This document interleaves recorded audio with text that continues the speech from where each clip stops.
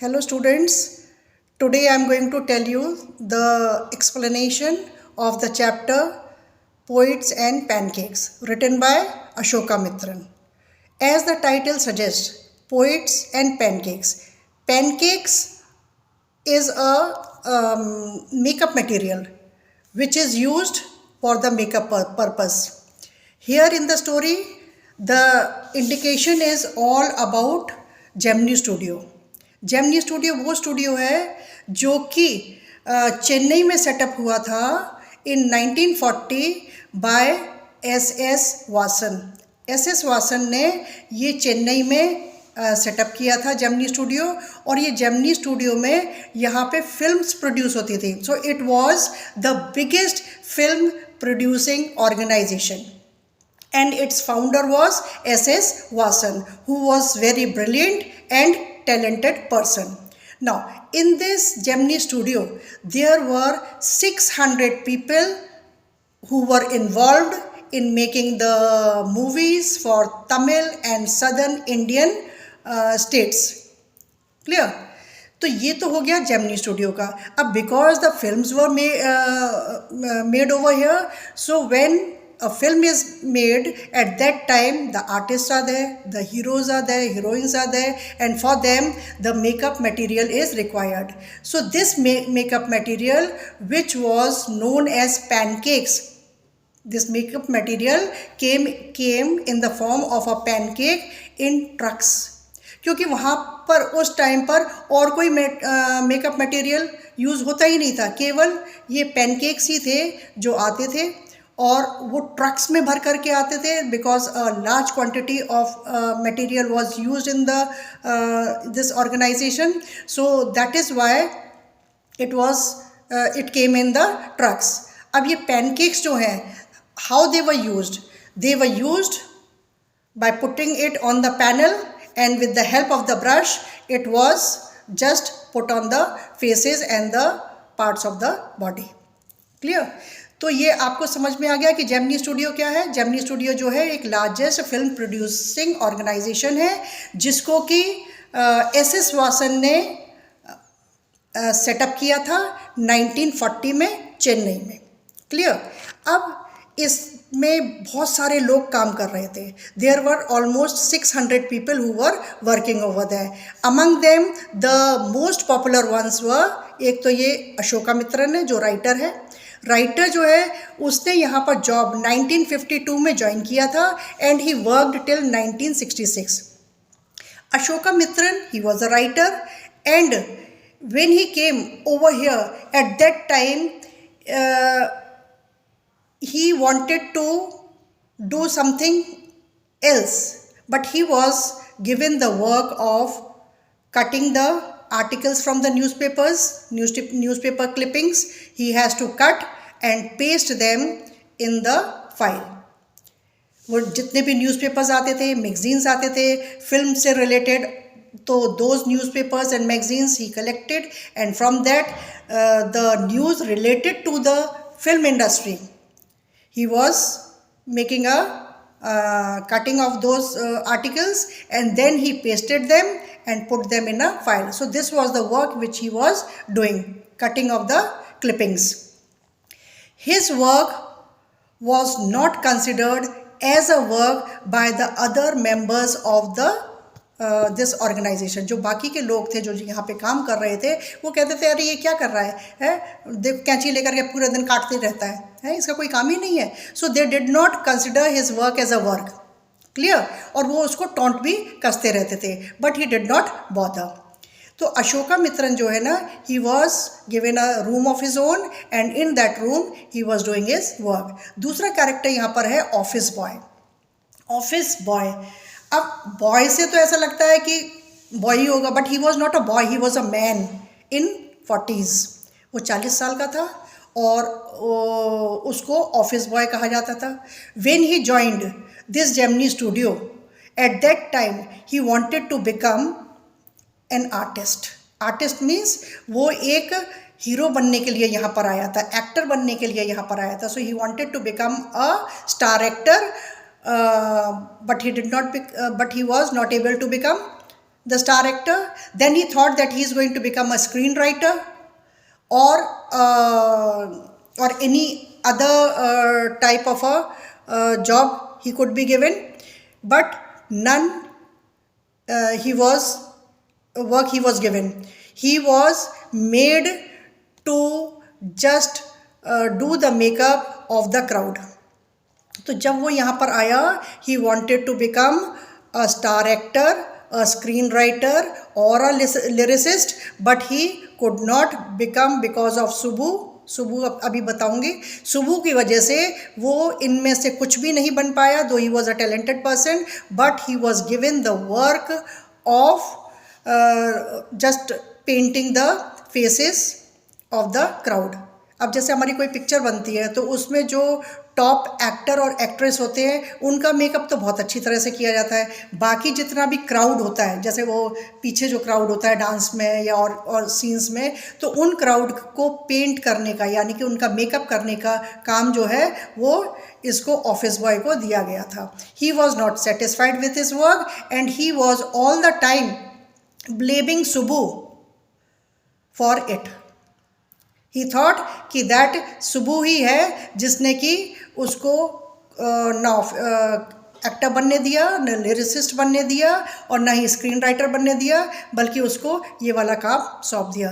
Because he was needy so he accepted this work and he started doing it. उसके बाद में हम जानते हैं कि सुबू के बारे में। सुबू का पूरा नाम जो है वो है कोठामंगलम सुबू।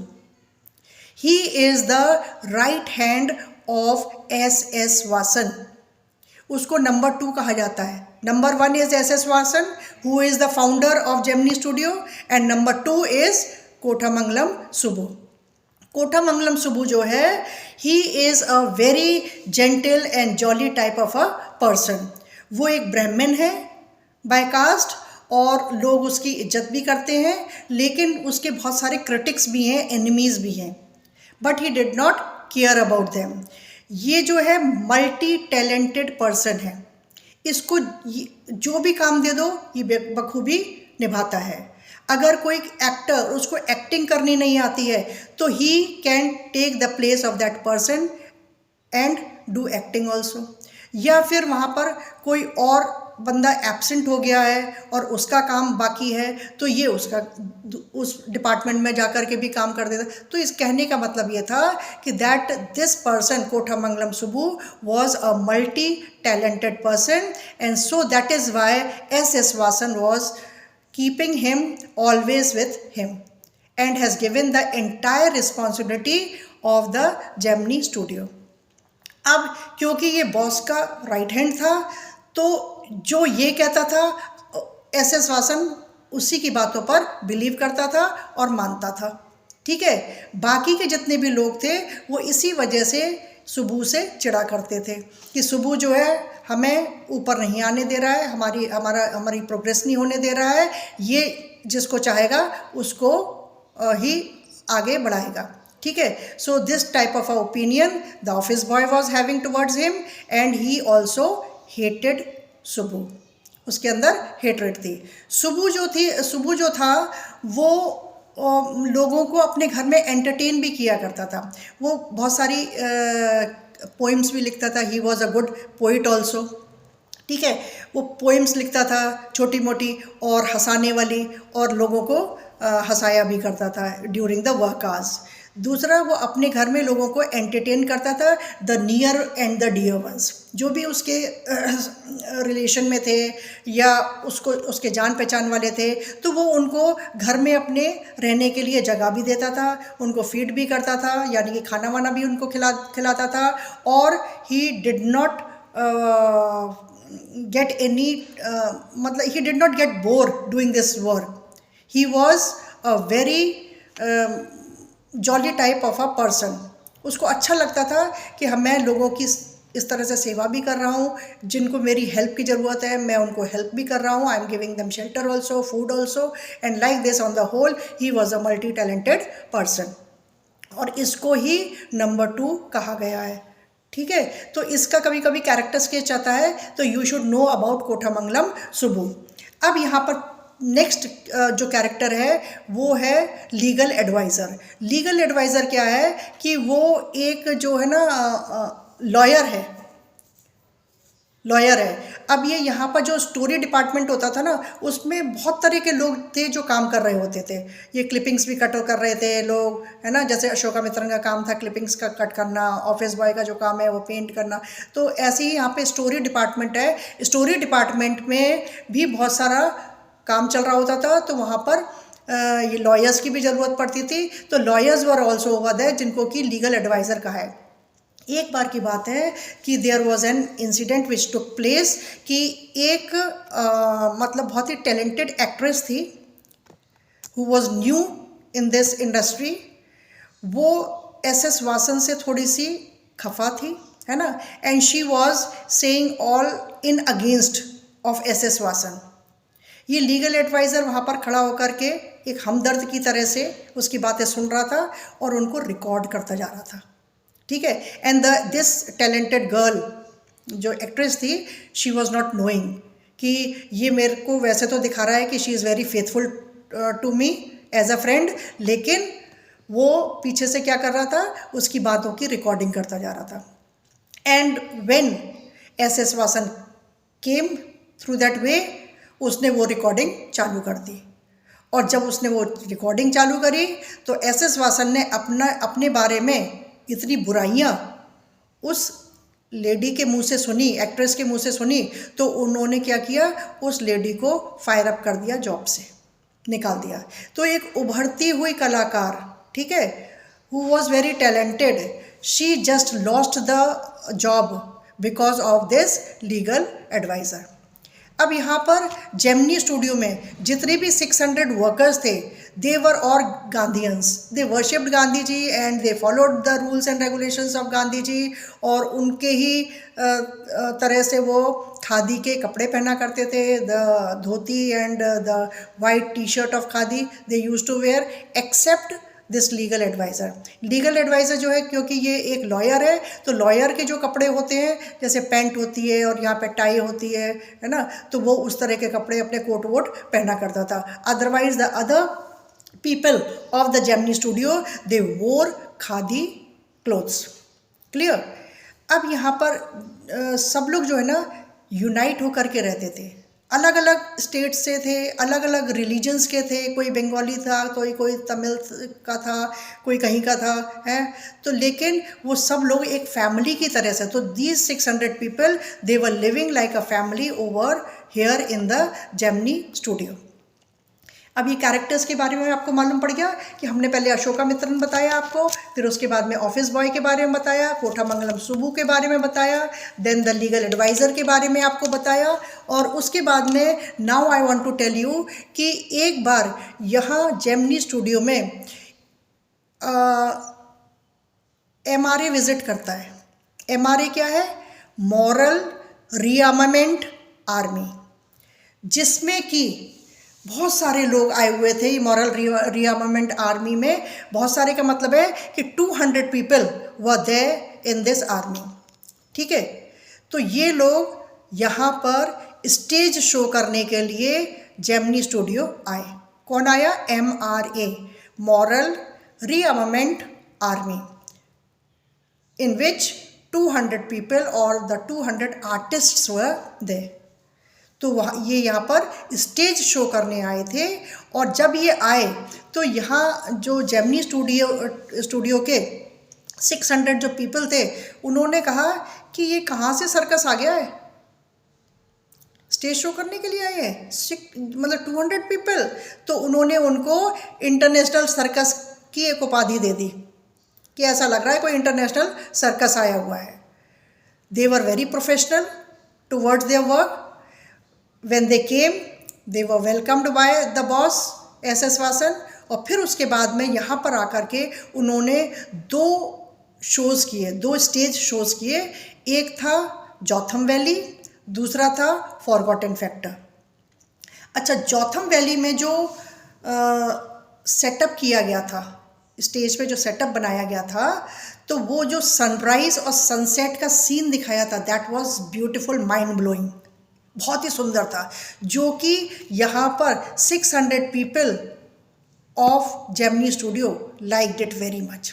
उन लोगों को ये सीन बहुत पसंद आया कि इन लोगों ने कितना अच्छा सेटअप लगाया है ना, सनराइज का और सनसेट का। And after that they presented the play which was also appreciated by all. खूब उनकी वाहवाही हुई। पहले तो उनको सर्कस वाले लोग कहा जा रहा था, लेकिन उनका प्रेजेंटेशन देख करके, उनके ये 2 स्टेज शोज देख करके everybody was very glad and they said कि we are also going to copy such things in our movies. तो उन्होंने वहाँ से क्या सीखा? एक तो सेटअप कि किस तरह के सेटअप सबको करने चाहिए, एंड द कॉस्ट्यूम विच दे वोर, जिस तरह के कॉस्ट्यूम्स उन्होंने पहने थे वो कॉस्ट्यूम्स भी उन्होंने अपनी कई पिक्चरों में कॉपी किए। किसने? जेमिनी स्टूडियो ने। क्लियर? फिर ये इन्होंने कॉस्ट्यूम्स कॉपी करे, सेट्स कॉपी करे। दूसरा इन्होंने देखा कि जो कर्टन्स थे, the white curtains, the white background वाले जो कर्टन्स थे, when they were moving with a sound of a flute. बांसुरी की धुन बज रही है और कर्टन जो है that is being aside and then opened with the tune of a flute. तो ये भी बहुत उनको अच्छा लगा जेमिनी स्टूडियो के लोगों को। तो जब ये लोग गए तो इन लोगों ने कई दिनों तक, कई हफ्तों तक उन्हीं की बातें करी कि वाह क्या बात है, हमारे यहाँ ये जो विजिटर्स आए थे वो बहुत ही अच्छे थे, they had taught us something good. अब यहाँ पे क्या होता है कि कुछ महीनों बाद यहाँ पे एक दूसरा विजिटर आता है। ठीक है, it was a second visitor who was a poet from England. या ये सेकेंड विजिटर कौन था? ही was a poet from England और इसका नाम था स्टेफन स्पेंडर। जब ये पोइट यहाँ पर जेमिनी स्टूडियो में आया, उस टाइम पर एस वासन ने उसका स्वागत किया, उसकी प्रेज में कुछ शब्द बोले। And after that when this person Stephen Spender started speaking before the 600 people audience, then what happened? They were unable to understand what he was saying. जब उसने बोलना स्टार्ट करा इसने स्टेफन स्पेंडर ने लोगों के सामने, लोग कौन है? ये जेमिनी स्टूडियो के 600 people, they were sitting as audience and Stephen Spender was standing with a mic and was speaking.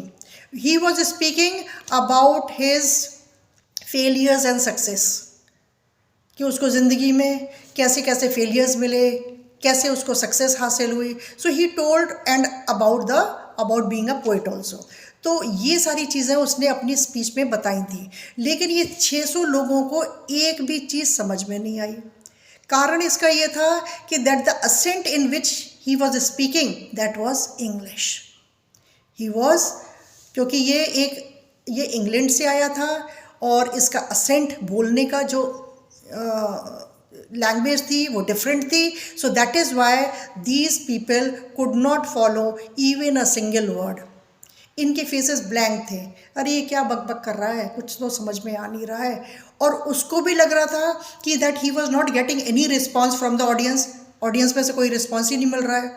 तो he was also a bit baffled, है ना, और वो बहुत थोड़ा डिसअपॉइंट होकर के वहाँ से गया कि भाई यहाँ से कुछ रिस्पॉन्स ही नहीं मिला, कैसे लोग थे ये लोग, है ना। और इन लोगों ने रिस्पॉन्स इसलिए नहीं दिया कि इनको कुछ पल्ले ही नहीं पड़ा था। So this thing remained as a unexplained mystery. वो चला गया जब यहाँ से जेमिनी स्टूडियो से, तो उसके बाद में ये चीज़ जो है ना वो एक मिस्ट्री की तरह, एक रहस्य की तरह रह गई, जो कि लोगों को समझ में नहीं आई कि ये यहाँ पे क्यों आया था और इसका मकसद क्या था यहाँ आने का। क्लियर? अब क्या होता है कि द डेज पास्ड बाय। एक बार Ashokamitran, when he was cutting the clippings, at that time he noticed that a short story contest is being organized by the British periodical, है ना, called the Encounter। तो उसने ये चीज़ जो है ना वो कटिंग में कहीं पढ़ी कि एक शॉर्ट स्टोरी कॉन्टेस्ट जो है ना वो ऑर्गेनाइज होने जा रहा है। कौन ऑर्गेनाइज कर रहा है? ब्रिटिश पीरियडिकल जो है ना वो ऑर्गेनाइज कर रहा है। उन्होंने जो नाम रखा है उसका वो है द एनकाउंटर। ठीक है, अब क्योंकि ये एक राइटर था अशोकामित्रन। तो इसने सोचा कि ये जो शॉर्ट स्टोरी कॉन्टेस्ट है जिसमें कि एसेज लिखे मतलब शॉर्ट स्टोरीज लिखी जाएंगी, तो क्यों ना मैं भी इसमें पार्टिसिपेट करूं। So he wanted to he had a desire to send an entry in this, clear. लेकिन इसकी पूरी जानकारी के लिए he went to the British Council library. जब वो ब्रिटिश काउंसिल लाइब्रेरी गया, then he found that the editor of this British periodical was Stephen Spender। वहाँ जाकर के मालूम पड़ा कि अरे ये ब्रिटिश periodical का जो एडिटर है ना, वो कौन है, स्टेफन स्पेंडर। और स्टेफन स्पेंडर कौन था, जो इनके यहाँ पर एज अ सेकंड विजिटर आया था। आज उसको मालूम पड़ा अरे ये तो बहुत बड़ा आदमी है ना, और हम लोग इसको ऐसे ही इसका मजाक उड़ा करके रह गए। और इसी ने ही आज निकाला हुआ है कि हमारा ब्रिटिश पेरियोडिकल जो है वो एक द एनकाउंटर नेम से कुछ शॉर्ट स्टोरी कॉन्टेस्ट जो है वो ऑर्गेनाइज करने जा रहा है, and those who want to participate they can write their names in the entry. तो आज उसको ये मालूम पड़ गया कि ये स्टेफन स्पेंडर जो है वो छोटा मोटा इंसान नहीं है। अब इसके बाद में he took the part over there, और फिर उसके बाद में इसने क्या मालूम करा आफ्टर द रिटायरमेंट कि इसने एक बुक खरीदी। After the retirement Ashokamitran came across a book, और बुक का नाम था द गॉड दैट फेल्ड।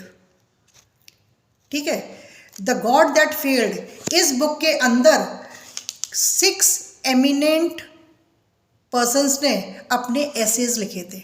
ये बुक जो थी ना द गॉड दैट फेल्ड नाम से, इस बुक के अंदर there were the essays of 6 eminent writers. Eminent means world fame writers जो है ना, उन लोगों ने अपने 6 एसेज लिखे थे, जिनमें से कि एक स्टेफन स्पेंडर था। ठीक है, तो मालूम पड़ रहा है कि स्टेफन स्पेंडर जो था वो छोटा मोटा इंसान नहीं था, ही was a world renowned person. तब जाकर के ये मिस्ट्री जो है वो डिस्क्लोज हुई, जो रहस्य अभी तक बना हुआ था कि भैया ये स्टेफन स्पेंडर कौन है, कहाँ से आया है ना। पहले तो इन्होंने, जैसा कि एस वासन ने बताया था कि ये पोइट है, तो इन लोगों ने पोइट्स के बारे में तो बहुत सुना हुआ था। इन्होंने वर्ड्सवर्थ के बारे में सुना था, टेनिसन है और कीट्स है, बाकी और जितने भी पोइट्स हैं उनके बारे में सुना हुआ था, लेकिन इन्होंने स्टेफन स्पेंडर के बारे में नहीं सुना था। जब ये इनके सामने आया तो ये उसको पहचान नहीं पाए और वो मिस्ट्री रह गई। आज वो मिस्ट्री जो है वो डिस्क्लोज हो जाती है कि ये कोई छोटा इंसान नहीं है, ये ब्रिटिश पीरियोडिकल का एडिटर भी रह चुका है। और दूसरी बात, जो बुक उसने जो अशोकामित्रन ने खरीदी थी जिसमें कि 6 एसेज लिखे हुए थे of the 6 world renowned people, among them Stephen Spender was one of them. ठीक है, तो इस तरह से अब सब लोगों को जेमिनी स्टूडियो में मालूम पड़ गया कि स्टेफन स्पेंडर जो है वो मामूली इंसान नहीं था, and like this they regretted. और फिर अब उनको एक बात की खुशी भी हो रही थी, उनको ऐसा लग रहा था अरे वो तो हमारे यहाँ पर आया था, तो ऐसा लग रहा था जैसे वो कह रहे हो अरे वो तो हमारा बिछड़ा हुआ भाई था जो मिल गया, है ना। सो दे वर हैप्पी ऑल्सो कि that this person they have seen personally in front of their eyes. World fame का आदमी हमारे सामने आया था, हमने उसको तब पहचाना नहीं था, अरे उसको हम तब नहीं पहचान पाए, अरे वो तो हमारा बिछड़ा हुआ भाई था, है ना। So like this they were very happy. So this was all about poets and pancakes.